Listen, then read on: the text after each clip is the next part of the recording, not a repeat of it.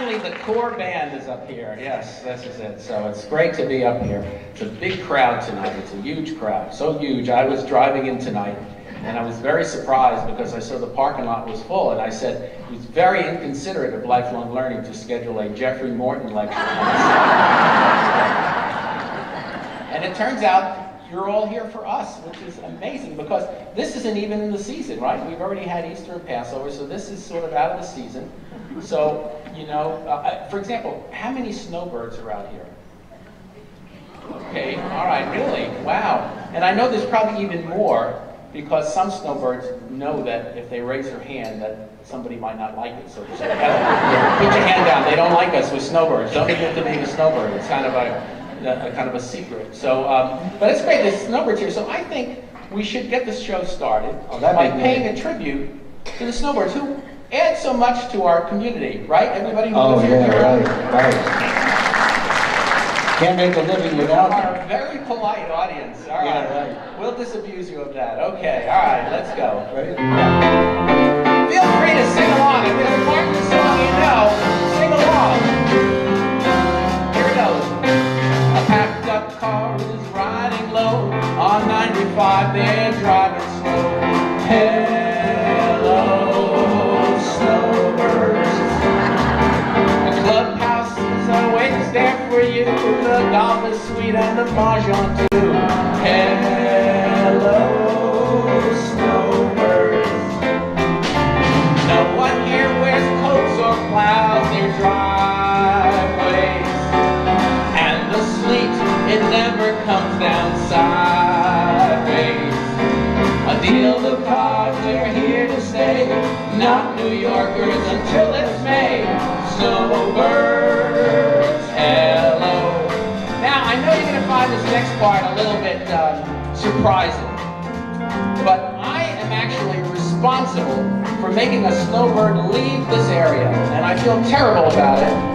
I got a call from a Canadian magazine, and the writer said they were writing a story about a woman who and her husband had been snowbirds for 14 years from Nova Scotia. They had come down to Juno Beach and lived here for 14 years, and they announced that they were through with Florida, and the story said because of one irritating newspaper columnist. Now, you're not going to believe it, but they were talking about me. No. Which, yeah, irritating. Is that a word? Oh, it's terrible. Unbelievable.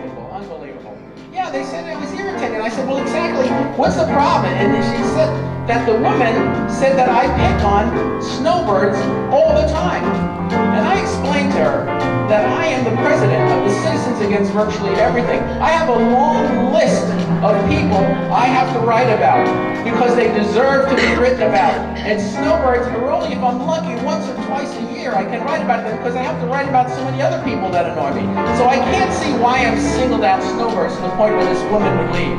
I said, I tell you what, give me her phone number. I would call her. Maybe I can turn her around. So I called her up. Her name was Leah Forbes. And I said, Leah, what have I done? And she said, well, you're really nasty. And she pointed to a column that I wrote that insinuated that Canadian snowbirds were, I guess the word is thrifty. And it bothered her. And so I said, well, you know, there's a solution to this. You know, they put my column in the same place in the paper every day. It's on the bottom, so you can actually rip it out before anybody sees it. You can have your husband just tear it out, and then you won't have to see it. Or you could actually know where it is and avoid it. Consider it like a no-go zone in the paper. I don't read down the bottom of the local section. And she said that wasn't good enough.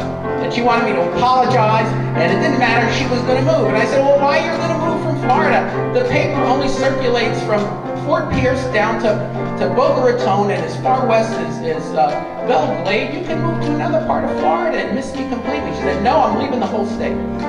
So I figured at this point, I mean, there's nothing I could do for this lady. So I said, you know, I don't know why you're so upset. She said, well, my husband and I, we spend 5 figures a year in Florida. And the next thing I said, I probably shouldn't have said, but I couldn't help myself. I said, yes, but are 2 of those figures on the right side of the decimal point? I should have.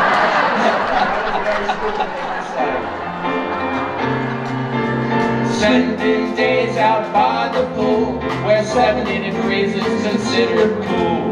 Hello,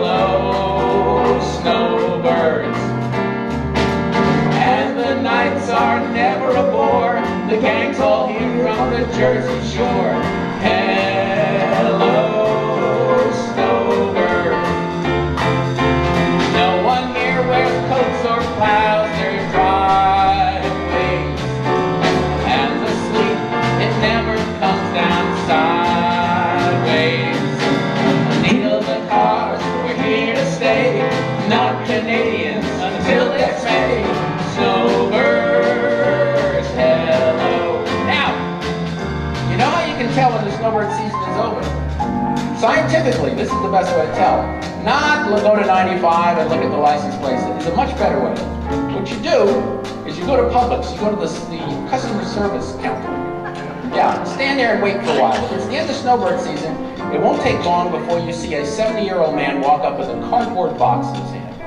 And inside that cardboard box will be an assortment of vegetables, canned corn, canned lima beans, canned string beans. And they are all the groceries that he and his wife bought when they came down here in November. You know, they stack the pantry for their Florida winter.